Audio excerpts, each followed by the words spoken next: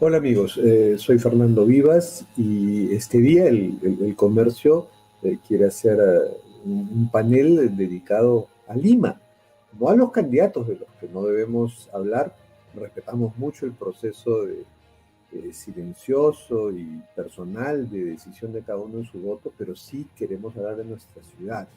Y tenemos un panel de lujo con dos personajes que han llegado al urbanismo desde distintos enfoques, Mariana Alegre y Manuel de Rivero, y ambos participan en una iniciativa muy interesante que se llama Lima lo Impostergable, que es un juego de palabras con el libro de ensayo de Sebastián Salazar Bondi, Lima lo Horrible. Ya ellos me dirán si me equivoco o no en esta referencia.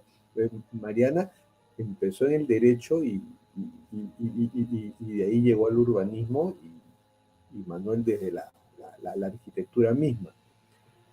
Mariana además preside, es la directora ejecutiva de Lima Como Vamos, que es una organización muy importante que tiene la estrategia Ocupa tu espacio, que ya lo dice todo y además será parte de la conversación que hagamos. Entonces, bienvenidos ambos, les agradezco mucho en este panel, que para mí es de lujo en este día, a esta hora y en este momento de nuestra ciudad. Empiezo con Mariana.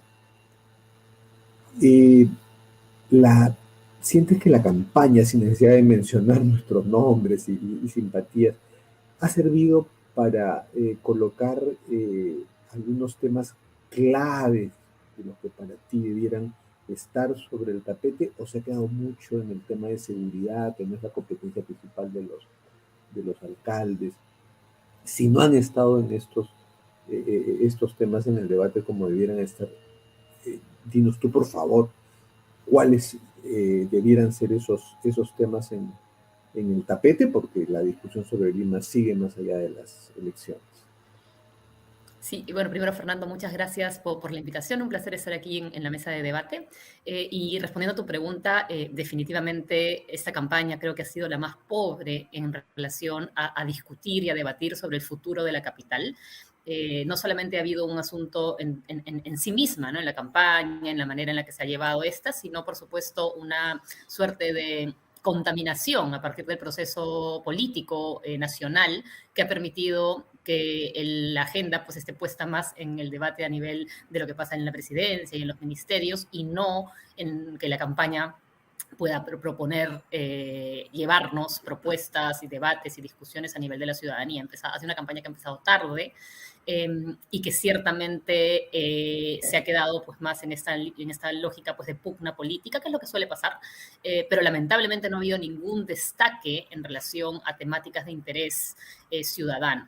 ¿No? Si bien la seguridad ciudadana que mencionas es ciertamente el principal problema para los limeños y para los chalacos, de acuerdo a nuestras encuestas de los últimos 11 años, hay otros temas que también son relevantes, el transporte público, el tema vinculados a contaminación, el tema de salud pública ahora con motivo de la pandemia surgió como uno de los problemas principales, y a pesar de que algunos de estos temas no son enteramente competencia de la autoridad metropolitana, sí es relevante que las autoridades electas se involucren en la búsqueda de soluciones a problemas generales que tenemos como limeños.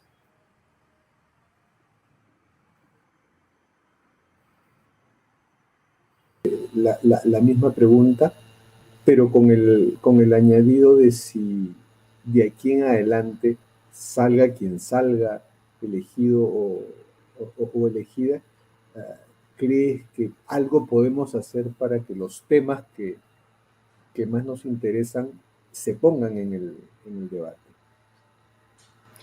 Bueno, buenas tardes también. Muy feliz, muy honrado además de estar compartiendo esta mesa.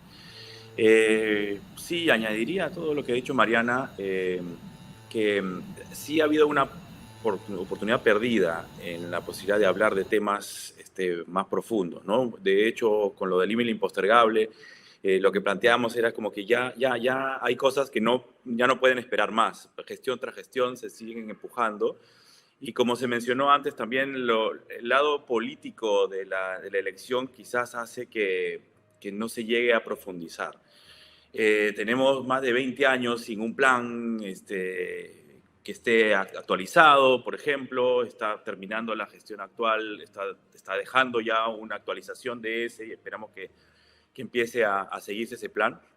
Pero creo que el lado más complicado de la campaña ha sido ese, ¿no? Que gran parte de los problemas de los que se discuten son la causa o la consecuencia, perdón, una causa mayor que tiene que ver con una ciudad que ha sido, bueno, como arquitecto quizás de formación profesional me sale mal diseñada, ¿no? La Lima contemporánea es una Lima que se ha hecho al revés, que se ha hecho por defecto y no por diseño. Y entonces ha habido millones de decisiones de corto plazo, de pequeña escala, que nos han llevado a que se presente toda esta cantidad de problemas y desde el lado político se tratan de resolver o se mencionan no sobre el fondo, sino sobre lo superficial, ¿no? Lo que sí creo que hay que destacar que ha sido positivo en la campaña, creo que se empieza ya a definir mejor esto de las competencias, ¿no? Hubo un gráfico muy interesante que sacó El Comercio la semana pasada, donde de una manera muy gráfica se veía qué puede y qué no puede hacer el alcalde. O sea que ahí sí creo que hay un cierto nivel de madurez que llegó la campaña a que ya la venta de humo ya no es tan indiscriminada. Vamos a ver qué pasa el día de hoy en las elecciones. Buen punto el que señala Manuel. Eso que nos quejamos de que el disco rayado de la seguridad en todos los candidatos finalmente nos ha llevado a poner sobre el tapete que la gente sepa qué puede hacer el alcalde y qué no puede hacer. Y Mariana, en eso que puede hacer el alcalde, a quien salga elegido, ¿qué hay que subrayarle? Y añado una pregunta que para mí es una preocupación constante. Salga quien salga, y por experiencias que tenemos en el pasado reciente, de las últimas décadas, es conveniente que esa persona tenga una relación cordial con quien sea que esté en Palacio de Gobierno. No pensemos en nombres y apellidos específicos. Es bueno, es deseable que el alcalde de Lima tenga una relación que fluya con quien esté en Palacio de Gobierno, habida cuenta que los principales proyectos, megaproyectos que incidirán en Lima, como el metro, son inversión del gobierno central. Bueno, en principio sí, siempre y cuando nos basemos en tener en poderes pues democráticos y que estén pues actuando bajo un enfoque de derechos, ¿no? O sea, claramente si estamos frente a una dictadura o estamos frente a situaciones de esa naturaleza, claramente en buena hora que hayan divergencias a nivel político entre autoridades, ¿no? Justamente lo esperable. Pero sí, por supuesto, justamente muchas de las competencias de quien es autoridad metropolitana en particular, porque hay que recordar que hay 3 niveles de gobierno, ¿no? En general, y a nivel de Lima metropolitana, que tiene una categoría particular, hay también a su vez competencias diferenciadas en lo que puede significar ser el alcalde de cercado de Lima en el rol distrital versus el rol de metropolitano, que atañe al resto de la jurisdicción de Lima metropolitana y los distritos. Y ahí es donde hay una serie de competencias asociadas a la articulación institucional. Por ejemplo, en el tema de seguridad es responsabilidad en general de la autoridad metropolitana y también de las distritales y provinciales, para el caso que corresponde, solicitar el apoyo de la Policía Nacional del Perú, ¿no? Entonces tienes que tener una relación y un vínculo con el Estado Nacional para poder hacer tu trabajo, ¿no? Entonces, si bien, por ejemplo, no es responsabilidad del alcalde de Lima llamar a la policía para que se ponga a hacer tal o cual operativo a partir de su orden, porque no es la autoridad a cargo, sí debe tener en ese sentido una relación y un vínculo y un trabajo estratégico para llevar a cabo operativos y procesos donde se involucra la Policía Nacional. Eso ya lo hemos visto varias veces en una serie de despliegues que han ocurrido. Entonces, ese proceso resulta clave para poder identificar y entender cuáles son esas competencias que el alcalde de Lima Metropolitana o la alcaldesa de Lima Metropolitana tienen y pueden hacer. Esa mención que hacía Manuel sobre el tema de justamente las competencias, ¿no? Nos permiten justamente separar un poquito lo que es la paja del trigo. Y a partir de ahí hay una serie de procesos en torno a seguridad ciudadana, a las respuestas ante riesgo de desastre, que son elementos que le corresponde a las alcaldías, o la regulación del transporte, por ejemplo, para efectos a nivel metropolitano. Hay un tema relevante en relación a la gestión del tránsito, ahora que la ATU es la autoridad vigente, ¿no? Por otro lado, tenemos el tema de seguridad vial, donde también, por supuesto, hay un trabajo relevante que hacer y, por supuesto, no nos podemos olvidar de espacios públicos, no nos podemos olvidar de gestión de ambiente o de gestión de temas de infraestructura o de la planificación ambiental, no sostenibilidad ambiental y otros tantos más asociados al tema. Como Fernando parece que se ha salido, te doy a ti, Manuel, la palabra para que sigamos conversando sobre este tema mientras regresa. Sí, no, yo creo que es fundamental, así como dices, separar la paja del trigo. La otra que toca no es lo mismo con guitarra que con cajón. Hola Fernando. No te preocupes, Acá continuamos seguíamos. conversando, así que adelante.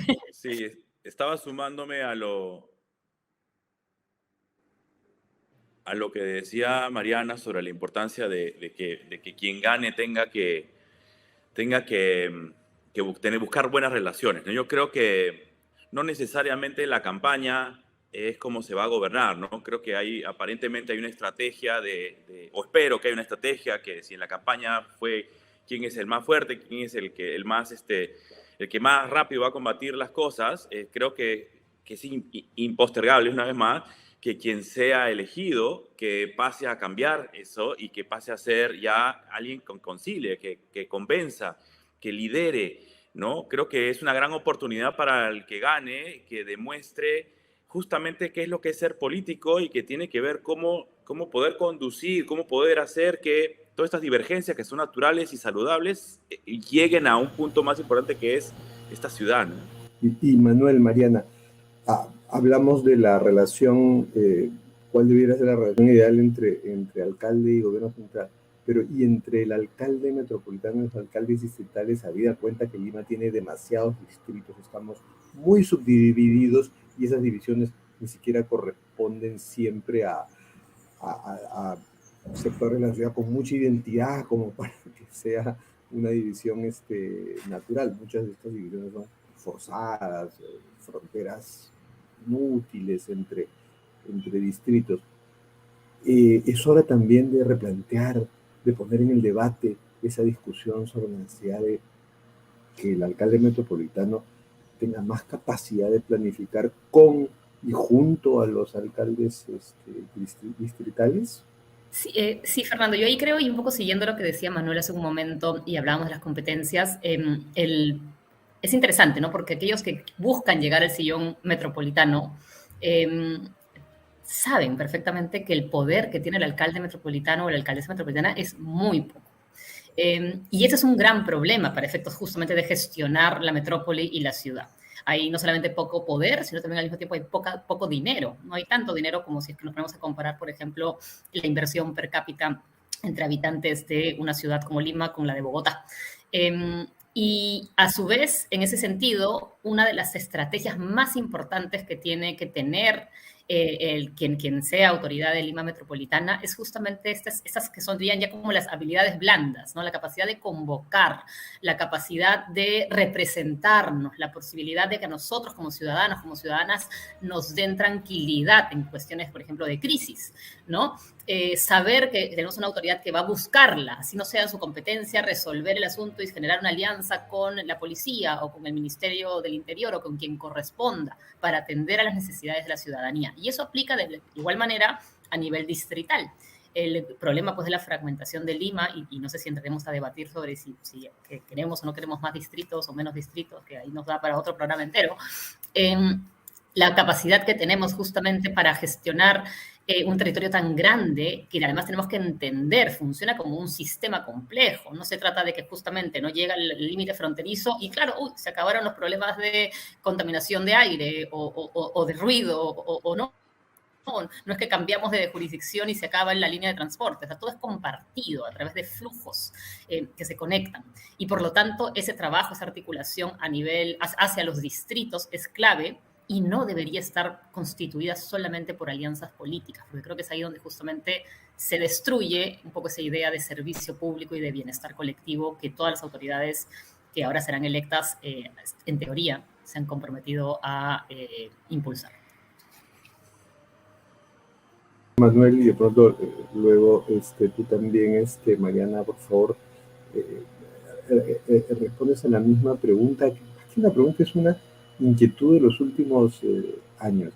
¿Ha servido la pandemia tras esta cuarentena que nos permitió sentir y ver la ciudad de distintas formas, desde nuestra casa, en nuestra ventana, los que teníamos la suerte de vivir en un edificio, en un piso alto como yo, los que no tenían la suerte de eso, pero por lo menos caminar hacia un centro de abastecimiento, ver una ciudad más despoblada? ¿Creen que todo eso a los ciudadanos comunes y corrientes, a las autoridades, pensar la ciudad de otro modo? ¿Hay un efecto en el pensamiento y en el sentir la urbe post pandemia que ustedes, como con su mirada de urbanistas, lo perciben, lo encarnan? Bueno, definitivamente, yo creo que ha sido como una especie de limpieza, de alguna manera, o una revelación en una serie de instancias, lo que nos pasó, ¿no? El entender los sistemas, ¿no? Las cadenas logísticas, el entender cómo esa persona que estaba a 2 cuadras de tu casa, que era una bodega, que de repente no ibas tan seguido, si tenía tal o cual cosa, qué era prioritario.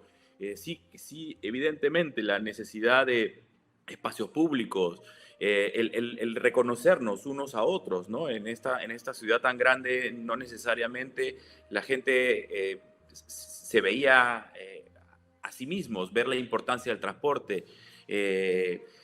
Temas como las ciclovías, ¿no? Campañas que se han venido empujando desde el lado técnico durante muchos años, de pronto se volvieron evidentes, ¿no? Yo sí creo que es una cosa, dentro de todo lo terrible que nos pasó, lo bueno, el lado bueno es que nos ha dejado una resaca donde ha hecho evidente los problemas, ¿no? Y la otra que creo es importante, y lo ligo con lo anterior, es nos ha visto en una dimensión metropolitana. Lima, por el crecimiento que mencioné al comienzo, de haber sido hecha al revés, como que no se fue dando cuenta que era una megalópoli, que 10 millones de personas tenían que sobrevivir y que movilizarse y trabajar en esta ciudad.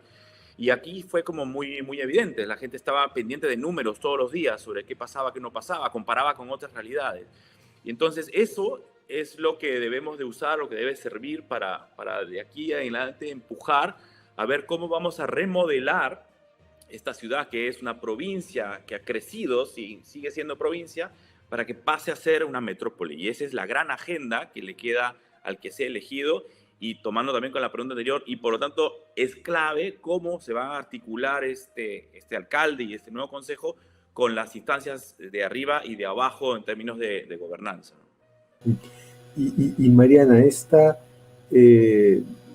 experiencia que ha sido universal, pero que cada uno lo ha sentido de una forma tan intensa de ver y medir nuestras distancias, y aprovechando el nombre de la iniciativa de Ocupa tu Espacio, nos ha permitido ser más conscientes de ese espacio, de ese distanciamiento social, que en realidad es una proximidad social con otros, en un espacio urbano compartido. Lo podemos ver más claro, es más, puede ser una buena lección lo que nos ha pasado para retomar el debate de ocupar los espacios públicos y de hacerlos ocupables. Sí, el proyecto se llama Ocupa tu calle, que justamente va a eso, ¿no? A usarlos y ocuparlos. Y yo ahí coincido con lo que dice Manuel, pero lamentablemente me temo que no necesariamente va a durar.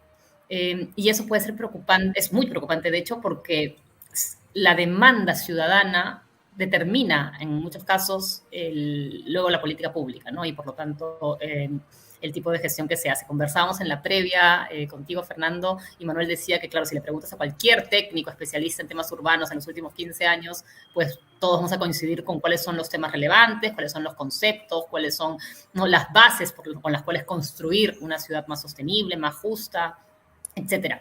Claro, no hay un traslape entre esa información o esas estrategias técnicas versus luego lo que pasa a nivel político. Y creo que más allá o sea, si bien ha habido una noción de espacio público, acordémonos cómo en los primeros días de la cuarentena, las primeras semanas, pues lo que la gente más añoraba era salir a la calle, ¿no? Ir al parque, ir al paradero, caminar por la vereda, de pronto aquello que antes era fastidioso, irrelevante, aquello que se menospreciaba, pues se volvió valiosísimo, ¿no? Entonces ese valor del espacio público como escenario para muchísimas cosas y también, por supuesto, como escenario para la productividad y el empleo, ciertamente cobró más importancia. Y, por suerte, algunas cosas que se han hecho han podido quedar. El Ministerio de Vivienda, en la gestión del gobierno de transición de la arquitecta Sol Ángel Fernández, sacó unas guías para el uso del espacio público justamente a partir de la pandemia, pero con miras a que estos espacios puedan ser utilizados de manera más democrática también. Y lo otro, en cuanto a las distancias, ¿no?, que toda la vida nos han separado y, como bien decía Manuel, ahora se han hecho de pronto se hicieron más evidentes y más dolorosas a partir de la capa de la pandemia, queda también ahí un legado que hay que atender, todo el tema de la red de ollas comunes, por ejemplo, asociadas justamente a atender el tema de hambre, ¿no?, fenómenos bastante duros en términos justamente de la autogestión que toda la vida se le ha pedido a la ciudadanía que hagan, un poco que cada quien resuelva por su cuenta, y cómo ese resolver de manera colectiva también es importante. Cómo todos estos elementos luego son recogidos y transformados en políticas públicas que perduren, pues yo creo que ahí todavía viene el reto. De las ciclovías vemos cómo en varias ciudades del país están retirando todas aquellas ciclovías que surgieron en medio de la pandemia, todavía hay un montón de resistencia, todavía encontramos además una concentración de este tipo de servicios en barrios y en distritos más acomodados versus en otros que no tienen tantos recursos y por lo tanto no es ese un tema ni siquiera relevante o dentro pues del mapa de opciones porque están pues atendiendo otros problemas estructurales. Entonces falta muchísimo. Yo me temo que en estos años que vienen ahora a partir de la nueva elección tengamos poco avance también en ese sentido, si es que no mayores retrocesos. Y creo que por ahí es donde hay que estar ahora pendientes un poco en esa lógica de justamente de que estos temas impostergables de los que hemos ido conversando, pues se van a seguir postergando lamentablemente. Mariana ha tocado un tema bien interesante, Manuel, sobre las ciclovías que creo que la pandemia y la pospandemia permiten, dan más conciencia sobre la necesidad el monotransporte y el espacio que debe tener. Pero Mariana dice que hay retrocesos al respecto, que algunas ciclovías desaparecen. Y a mí no solo eso me preocupa, sino que sea un sistema un poco caótico o que tiene cuellos de botella, no que hay ciclovías sin solución de continuidad. ¿Cuál debe y puede ser el futuro de esto? Sí, bueno, es real lo que dice Mariana, ¿no? Al final estamos en un momento en el cual todavía está cercana la experiencia traumática que podría aprovecharse, es un poco a lo que iba, pero la realidad sí es que esto va perdiendo fuerza. La palabra sistema es clave. Yo creo que se tiene que entender que todo está relacionado con todo y la única manera de resolver un problema es dentro del sistema. Y quizás ese ha sido uno de los problemas que tenemos ahora, que siempre se hablan de cosas como sueltas, no articuladas, ¿no? Entonces, en la medida que, por ejemplo, como el ejemplo de la ciclovía, ¿de qué sirve avanzar, no sé, 300, 400 metros en una ciclovía buena si llegas a un sitio donde ahí te va a atropellar alguien? Esa es una metáfora de todo lo que está pasando con Lima y también a la otra escala, ¿no? Porque también las grandes obras de infraestructura que están sin terminar, ¿no? La Prialé, la Priurbana que no se termina, que también se tienen que hacer. O sea que es terminar, casi que ya pasa a ser una utopía, terminar una obra, completarla, que el sistema se complete, pasa a ser una cosa demasiado lujosa para esta ciudad y tenemos que ver cómo la la retomamos. Pero creo que justamente para eso está el que salga elegido, la posibilidad de ser líder, ¿no? Para los distritales, para los regionales también. Quería aprovecharlos a ustedes para tocarles casos concretos que permiten ver además no solo cómo se ocupa un espacio, sino cuál eso debe ser la gestión de las autoridades. Hubo un incidente en la explanada del 28 de julio, esta que ha sido reconfigurada cuando se construyó el bypass, el de 28 de julio del Cercado, en que unos serenos fueron un poco agresivos con jóvenes que bailaban, que allí y en el Paseo de los Héroes Navales hay un nuevo paisaje que a mí me entusiasma, porque esto ha surgido espontáneamente en los últimos años, ya antes de la pandemia, que ha sido tomado como una inmensa pista de ensayos de distintos géneros, musicales o coreográficos. Esa es una forma interesante, positiva, de ocupar el espacio, de generar espacio público. ¿Qué debe hacer la autoridad respecto a eso? ¿Reprimirlos como los serenos o buscar una regulación para que los vecinos no se afecten con los ruidos, probablemente? ¿Cómo lo ves, Manuel? Luego me gustaría que Mariana... Sumamente saludable, yo creo que pasen esas cosas. Es para eso que se inventan las ciudades, ¿no? Acuérdense el lema medieval cuando empiezan las ciudades en Alemania, en la Liga Hanseática, ¿no? Era el aire de la ciudad te hace libre. La razón de ser de la ciudad es que se encuentren las personas y que las diferentes colectivos diversos puedan encontrar un espacio donde estar, sino dónde, ¿no? Entonces yo sí creo que es parte de una cultura que tenemos que a toda costa buscar que se siga dando, que el espacio público es el sitio donde la gente se pueda manifestar. Claramente hay ciertas reglas, ¿no? Pero creo que esta mente policíaca que a veces nos viene, nos entra por desconfianza, porque todavía teníamos esta mentalidad de pueblo chico, hace que se busquen exacerbar estas cosas como negativas, pero es quizás de las cosas más positivas que ha pasado en los últimos tiempos, que la gente tome el espacio público, y no es para nada más que cosas culturales, es bailes, ¿no? Todo tipo de diversidad se puede ejercer justamente en el espacio público. Eso es lo que va a combatir la violencia, más que 20.000 policías en las calles o cámaras. Me gustaría oírte sobre lo mismo, Mariana. Sí, me han hecho acordar de una anécdota que comentó un chico, un artista, que tiene una iniciativa en un distrito que se llama Pintapistas, donde hacen unos murales muy lindos con tiza, una cosa muy simple. Y alguien le preguntó, oye, ¿y los alcaldes, no? ¿Cómo funciona el serenazgo? Y a veces él contaba, a veces se acerca el alcalde, oye, qué bonito, ¿cómo te puedo ayudar? ¿No? Y la respuesta del chico era, o sea, aléjense, ¿no? O sea, déjenme solo, no me estorben, básicamente. Porque justamente este chip, ¿no? Del que hablaba un poco ahora también Manuel, no permite que se aproveche y se disfrute la calle como realmente debe ser, ¿no? Como un espacio abierto, libre, democrático, igualitario, ¿no? Y por supuesto que puede ser escenario de múltiples cosas, ¿no? Culturales, artísticas, pero también, y lo vemos, ¿no? Gastronómicas, de trabajo, ferias, etc.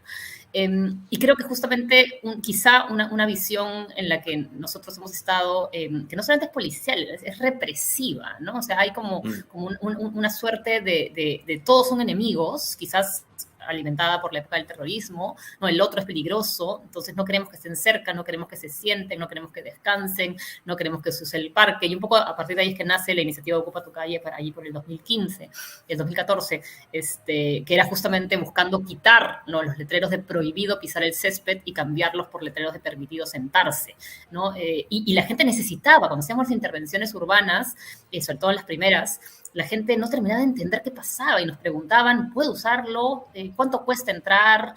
Para espacios pequeños simples, hechos ahí, Manuel seguro se recuerda ahí con parihuelas y con cosas muy, muy sencillas, porque la gente no terminaba de reconocer su derecho ciudadano a disfrutar la ciudad, su derecho a la ciudad, al espacio público, sino al contrario, solamente se reconocían como consumidores, ¿no? Individuales, no colectivos.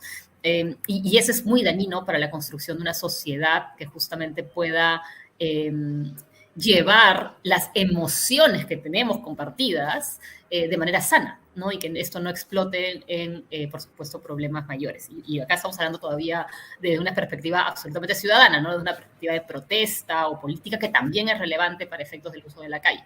Pero simplemente desde lo más simple, desde la calle del barrio, desde la esquina, desde la actividad, desde la pelota que juegan los niños, o desde la posibilidad de salir a la calle sin tener miedo que te atropelle un carro, que te corretee un sereno, creo que es justamente parte de las cosas que tenemos que lograr y hacer lo que se vuelva justamente esa forma de pensar de todos, ¿no? Y de todas. Justo lo que quería oír, ¿no? O sea, fuera esa mentalidad represiva de sospecha del ciudadano, del parque cerrado con llave, del parque con reja y cerrado con llave, ¿no? Y esto me lleva a otro ejemplo, que es en el casco histórico, además con lo que entra el dilema de si qué tanto hacer lo que nos plazca o también respetar las reglas que no solo las pone la ciudad, sino la UNESCO, ¿no? El alcalde Bacao, Jorge Muñoz, se peleó con los franciscanos para tumbar unos muros que cerraban a la plazuela que está aledaña al convento de San Francisco. Yo lo entrevisté y me dijo, bajemos y caminamos hasta ahí, para que yo viera, y yo doy la razón. O sea, esto sería una postal hermosa de Lima, cambiándole la perspectiva, que esos muros nos impiden aproximar esa plazuela más al tránsito de quienes por ahí vayan y a su vista y a la foto. ¿Qué piensas, Manuel, de ese caso?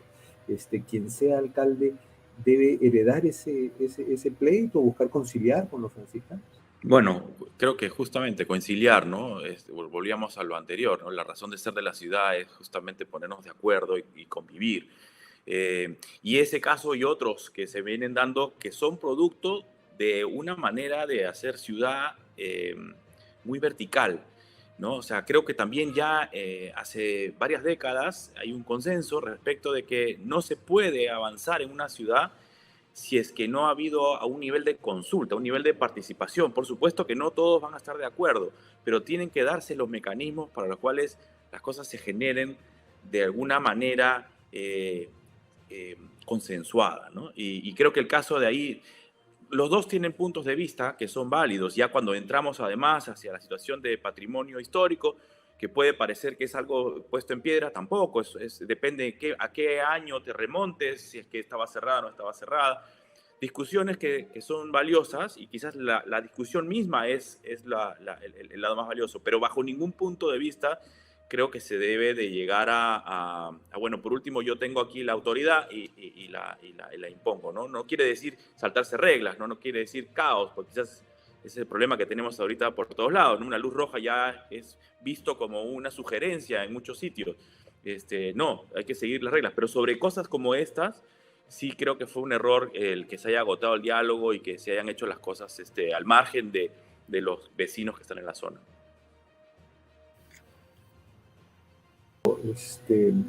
Mariana, ¿crees que Lima siga el curso como ciudad que tiene un patrimonio histórico registrado como pocas capitales de Sudamérica? Creo que solo compartimos con Quito de Sudamérica, ¿no? El ser patrimonio cultural de la humanidad. Bueno, y Brasilia, pero Brasilia son por razones distintas, no históricas, sino de la hazaña arquitectónica de haber hecho una ciudad que tiene 60 años, ¿no?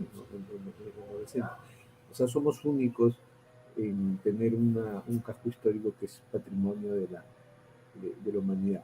¿Crees que transitemos, como en otras ciudades, este proceso de que el centro histórico se peatonalice más de lo que ya está? Y claro, buscando algunas alternativas de estacionamientos subterráneos. Eso es lo que se desea, lo que se prevé que pase con nuestra ciudad y su casco histórico. Sí, a ver, antes de contestar esa pregunta, hago una mención chiquita a lo anterior. Yo creo que en verdad cualquier pelea que haya que dar para recuperar espacio público y para devolvérselo a la gente es absolutamente necesaria de ser dada.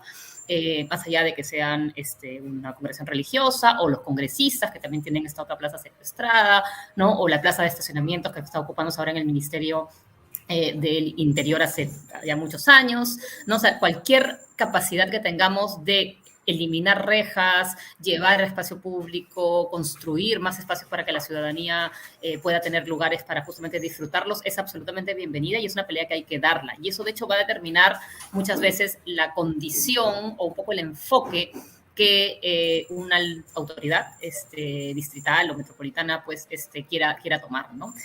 Y esto aplica en general, poderosos o no poderosos, con dinero o no sin dinero. A veces el espacio público está secuestrado por mafias que lucran de él, ¿no? Entonces hay una serie de problemáticas asociadas al espacio público que hay que atender. Y acá, por supuesto, no hemos entrado al otro gran tema asociado a la mafia de tierras y demás, ¿no? Para efectos de la vivienda. Y aquí... Y ya sí, volviendo al tema de de cómo pensar un Damero de Pizarro, que como bien mencionas es patrimonio mundial, y yo creo que sí, el camino correcto ahí es pensar en un modelo de peatonalización. Ojo, peatonalización no significa nunca más ningún carro puede pasar. Hay una serie de características y condiciones para que varios tipos de vehículos diferentes de servicio, de logística, ¿no? Que llevan... bienes, de personas con discapacidad, inclusive puedan acceder, pero ciertamente que sea un lugar de pase es algo que ya no debería ocurrir, que es lo que ocurre justamente en muchísimas ciudades del mundo. Y eso va a generar una serie de beneficios económicos, de turismo, ¿no?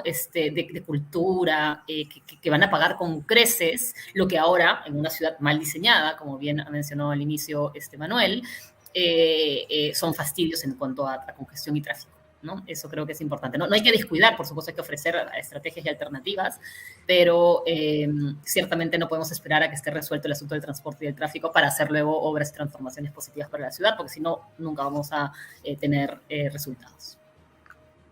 Creo que quisiera solo añadir ahí, la peatonalización creo que es positiva, pero una vez más, como todo, es una más de las herramientas con las cuales se puede plantear una recuperación, en este caso, del Centro Histórico de Lima, que tiene que ver cómo hacer para que se vuelva a tener más vivienda. Hay una cantidad de edificios ahí vacíos, mientras no haya vida donde la gente duerma en ese lugar, la noche seguirá siendo un lugar inhóspito. Y así, una serie, obviamente, de temas patrimoniales, de recuperación, muy complejos, pero se ha hecho, eso es lo más importante. Todas estas soluciones existen en otros lugares parecidos a nosotros. Mencionabas Quito, es un gran ejemplo de lo que se puede hacer ahí. Y tenemos ese patrimonio republicano, colonial en el centro, pero también tenemos huacas de 4.000 años de antigüedad que están ahí abandonadas. Y creo que esa es otra gran tarea pendiente de Lima en los años que vienen, de cómo ver para hacerlas vivas, para que se incorporen a la ciudad, obviamente que cuidarlas, pero que sean parte de la vida cotidiana de las personas, que es la única manera para que la gente las valore. Si no las conoce, nunca las va a querer, y si no las quiere, nunca las va a defender, y si no las defiende, las vamos a ir perdiendo, ¿no? Entonces, esa es otra cosa muy importante, pero todo articulado, no planes sueltos, no peatonalizo acá y no hago todo lo demás que tengo que hacer. Mariana, muchas gracias, Manuel. Ha sido un panel de lujo y esperamos contar con su colaboración en alguna fecha próxima. Muchas gracias a ambos. Gracias a ti. Amigos, a las 5:30 tendremos otro panel para comentar los resultados de las elecciones de hoy. Muchas gracias. Adiós.